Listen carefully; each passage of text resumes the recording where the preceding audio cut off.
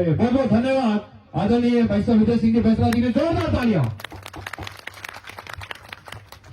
राम राम साहब, राम राम साहब। तो हल्की हल्की मट्टी मट्टी राम राम तक आया रहो दादा, अच्छे नहीं आया। वो कहते हैं ना कि शुरुआत तो वहां से करें जहां से पिछले ने छोड़ी, मैं वहां से भी करूंगा। लेकिन सबसे पहले आप सबको प्रणाम।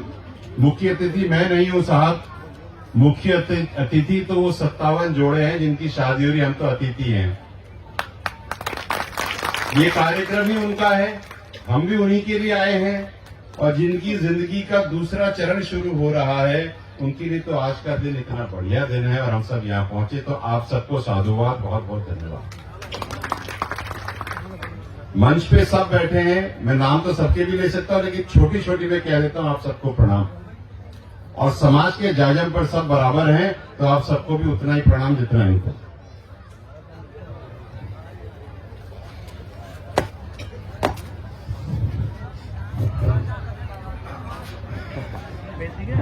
बैठ के बात करेंगे साहब, घर में बैठे हैं, खुली खुली सीधी सीधी बात करनी, कोई 2.5 टप्पे ऊपर नहीं, कोई 2.5 टप्पे नीचे नहीं।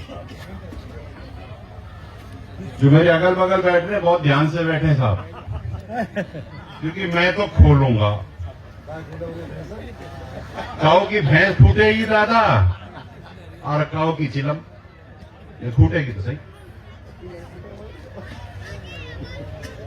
सबसे पहले आप सबने और मेरे से पहले जितने भी वक्ता थे उन सब ने बड़ी बड़ी बातें करी, अच्छी बातें करी, हर तरह की बातें करी। मैंने सारी बहुत ध्यान से सुनी, और मैं कर्नल साहब के साथ आप सबके क्षेत्र में आता रहता हूं, और मैं इस बात पे बिल्कुल इत्तेफाक रखता हूं कि पूरा खंडार का जो क्षेत्र है वो बहुत पिछड़ा है, बहुत पिछड़ा है। अस्पतालों की कमी, स्कूलों की कमी, लड़कियों की शिक्षा की कमी, लड़कियों को शिक्षा देने की हमारी इच्छा की कमी, हर चीज की कमी, ये हमें ठीक करना पड़ेगा। भाषणों से ठीक नहीं होगा, मैं तो कह के चला जाऊंगा, करना तो अपने को घर से ही है। तो आखिरी से शुरू करता हूं, फिर आगे पहुंचता हूं। शंकर पोसवाल हैं, हाँ, तो शंकर जी पोसवाल ने कही थी 372 नौकरियों की बात, क्यों? सही है ना? तो शंकर जी आपको मैं एक बात बताऊं, आप दामोदर जी के साथ आए हैं। दामोदर जी उस मीटिंग में सरकार की तरफ से बैठे थे हमारे सामने। दामोदर जी हमारे कोई काम नहीं हुए, 3 महीने हो गए, चौथा चल रहा है, 1 महीने में होना था। काम तो करने से होते हैं साहब। आप समाज के हैं, आपसे हमें विश्वास ही नहीं, उम्मीद ही नहीं, हमको दृढ़ तरीके से पता है कि आप एक कर दोगे, तो एक कर दो साहब। देखो क्या क्या बचा है, बैकलॉग बचा है। बैकलॉग जो 75 साल से अभी तक राजस्थान में एमबीसी ओबीसी के लिए नहीं लागू हुआ, उसके कागज हमने सरकार को दे दिए, एक समझौता साइन हो गया और उसका क्रियान्वयन नहीं हुआ। और आपको ये सोच के ना आप हिल जाओगे साहब, क्योंकि जो बात मैं कह रहा हूं आपके अंदर चुभेगी।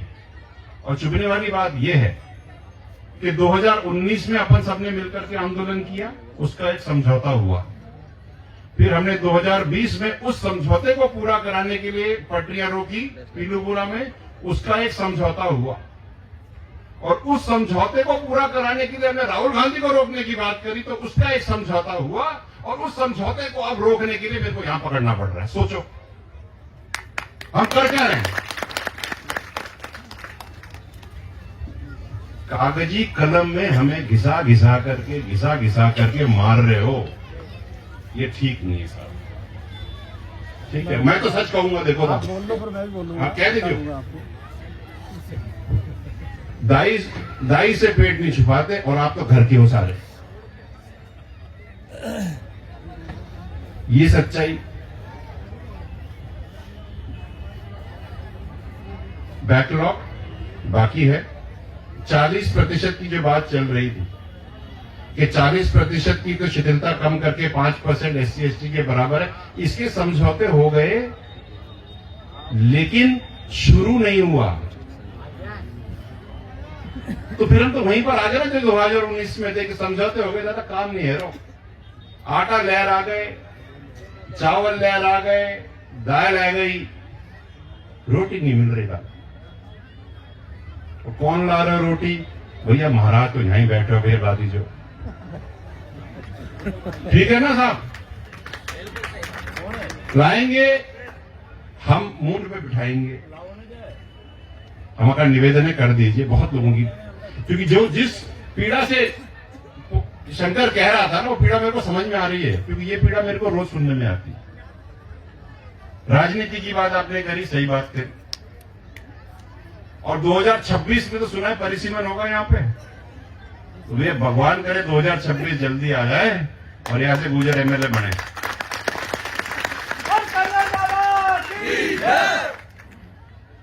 कितना अच्छा लगेगा ना यहाँ पर एक गुजर MLA हो, और हमको कुछ कहने की जरूरत ही नहीं पड़े, वो हमारी आंखों में आंखें डाल करके समझ जाए कि हम क्या कह रहे हैं, हमें कहने की जरूरत ना पड़े। सोचो, विचार करो, ये दिन भी आ सकता है। 2026 तक हमको एकजुट होकर के बैठना पड़ेगा, ये बहुत जरूरी है। बात हो रही थी पढ़ाई की, बात हो रही थी नौकरियों की, और शंकर ने अच्छी बात कही, नशे से दूर रहो भाई। बहुत खतरनाक चीज है, बहुत खतरनाक चीज है। एक बार इसमें घुस गए तो बाहर नहीं निकल सकते। नशे दो तरीके के होते हैं, एक तो खा करके लेते हो, और एक वो नशा जो ये है, ये इस नशे से बचो।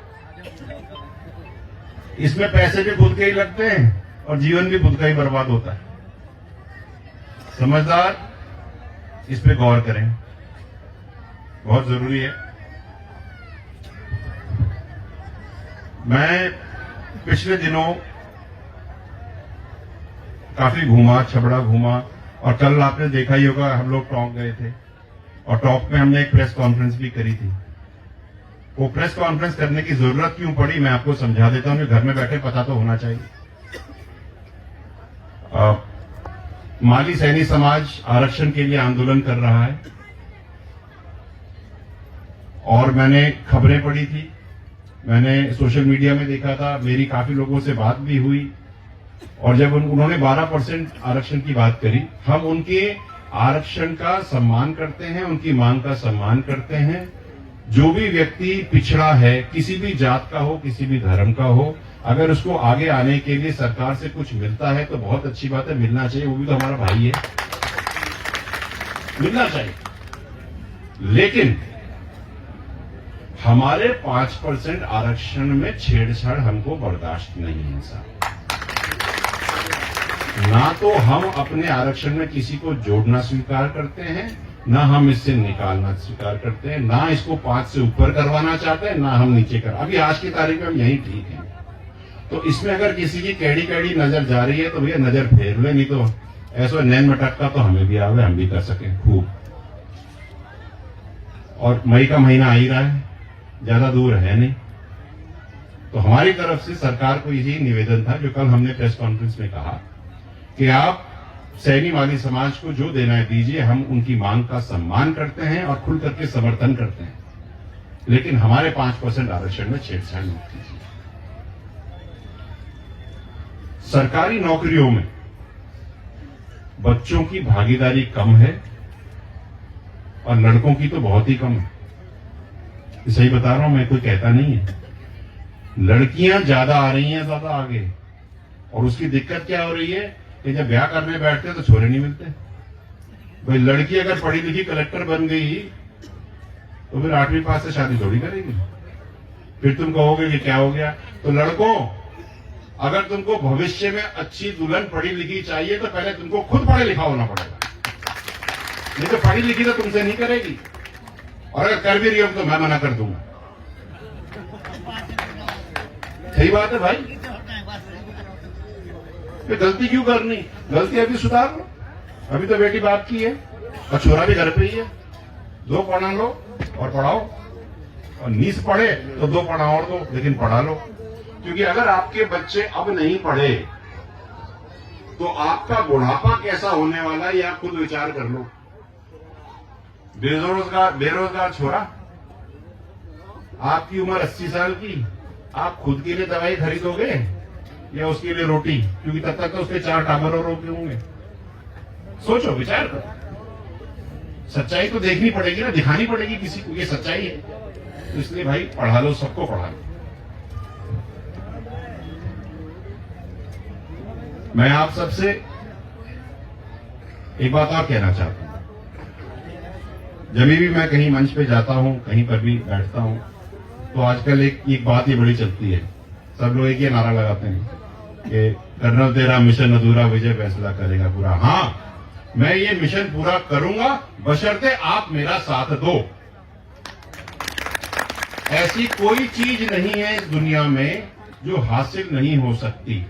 हम सब कुछ कर सकते हैं। राजनीतिक तौर से अगर आप देखो, सामाजिक और पढ़ाई के तरीके से तो अपने रोज देख ही लिया। राजनीतिक तौर से और समझा दूं मैं आपको, ये दुनिया बावड़ी बनाती है भाई, सच्चाई तो कहती ही नहीं। सच्चाई ये है कि राजस्थान में 200 विधानसभाएं हैं। सुनो, बहुत ध्यान से सुनो, राजस्थान में 200 विधानसभाएं हैं, और हम लोग जो 5% आरक्षण वाले हैं ना, ये हमारी तो भैया गांठ बंधी हुई है, सब पल्लू से बंधे, भग तो सकते नहीं। तो गुजर, गडरिया, गाडरी, रेवारी, बंजारा, लोहार, गाड़िया लोहार, हम सब मिलकर के अगर एक जाजम पे बैठते हैं तो 200 में से 75 विधानसभाएं काबिज करते हैं। 75 मतलब 37% विधायक आपके आशीर्वाद से बनते हैं। अच्छा देखो, अभी बैरवाजी आए थे, सम्माननीय है, लेकिन अगर आप वोट नहीं दोगे तो नहीं बनेंगे ना दादा, नहीं बनेंगे ना। तो उनको जिताने में किसका हाथ, किसका हाथ? हाथ खड़े करके बताओ, आपका हाथ? भाई जनता के सारे वोट ले लो और गुजर वोट मत देना, बता देना, बना सके नहीं बने। तो जब आपके वोटों से वो बनते हैं तो आपके काम भी पहले होने चाहिए। तो वो भी तो सरकार में ही है, तो हमको 3 महीने क्यों लग गए? मेरी बात समझ में आई? भाई सरकार में ही तो है, कांग्रेस में ही तो है, कांग्रेस में ही है ना सर। वो कांग्रेस में है, यहां से उन्होंने हमारे समझौते की तो बात ही नहीं करी। क्यों नहीं करी? क्योंकि आपने कभी पूछा नहीं, और जिससे पहले मैं पूछता वो चले गए। अब इससे ज्यादा मैं क्या कहूं? लेकिन आपके एक ऐसे करके एक विधायक करके अगर हमारी बात रखने लग गए तो आपके काम तो 2 दिन में हो जाएंगे। लेकिन बात रखनी पड़ती है, कहना पड़ता है, वो कहना सीखो।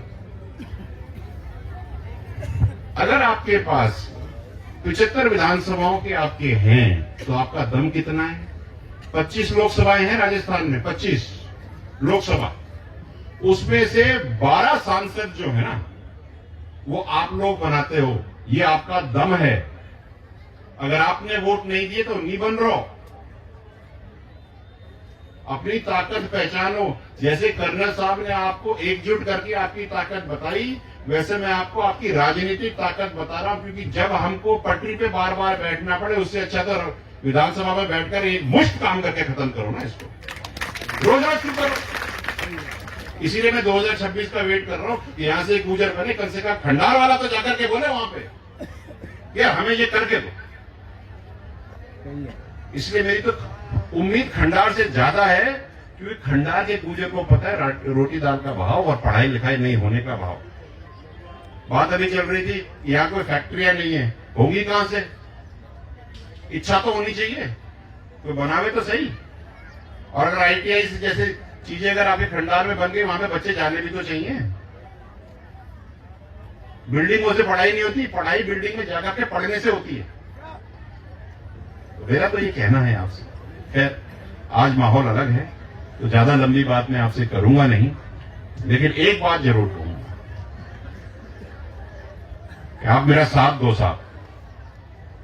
हम सब मिलकर के पूरे राजस्थान के पूरे पॉलिटिकल स्ट्रक्चर, राजनीतिक स्ट्रक्चर को एक झटके में बदल देंगे और कोई सामने नहीं आएगा, क्योंकि आप हो ही इतने ताकतवर, कितने ताकतवर हो। अगर आपने एक पलट कर दी ना तो सारा सिस्टम पलट जाएगा। 75 विधानसभाएं क्या कहती हैं? 75 विधानसभाओं का मतलब है 37%, जो मैंने पहले बताया। अगर 37% विधानसभाएं कभी इस पार्टी पे चली गई या उस पार्टी पे चली गई तो ये सीएम तो उसी का बनेगा, सरकार तो उसी की बनेगी। ये आपकी ताकत है, इसको सोचो, विचार करो, इसको अपने अंदर घुसने दो। ये आपकी ताकत है। और लोग आपको ये बात इसलिए नहीं बताते क्योंकि उनको तो आपकी ताकत पता है, लेकिन आपको आपकी ताकत पता न चल जाए, इससे सब लोग डरते हैं। मेरे को और कुछ नहीं कहना आपसे, क्योंकि बातें तो बहुत हैं, लेकिन मेरे केवल एक ही निवेदन है। अगर जो भी मेरी बात सब लोग सुन रहे हैं, जितने भी राजनेता, जितने भी अफसरन, हमारे समझौतों को पूरा करा दो साहब। हमें आपसे कोई शिकवा नहीं, वरना हमारी अगर तीसरी आंख खुल गई ना तो भैया मई की गर्मी भी कम पड़ जाएगी। आपका बहुत बहुत धन्यवाद। Please study hard. Children, you have to have a vision on your future. If you do not look at your future, you'll have a problem, sir. बहुत बहुत धन्यवाद। आपने बहुत प्यार दिया, बहुत सम्मान दिया। मैंने सबकी बातें सुनी और मेरी बात का कोई बुरा मत मानना। मानो तो अंदर जलन होनी चाहिए, कुछ करने की हिम्मत हो जानी चाहिए, तो फिर मेरी बात सार्थक है। बहुत बहुत धन्यवाद। Thank you so much.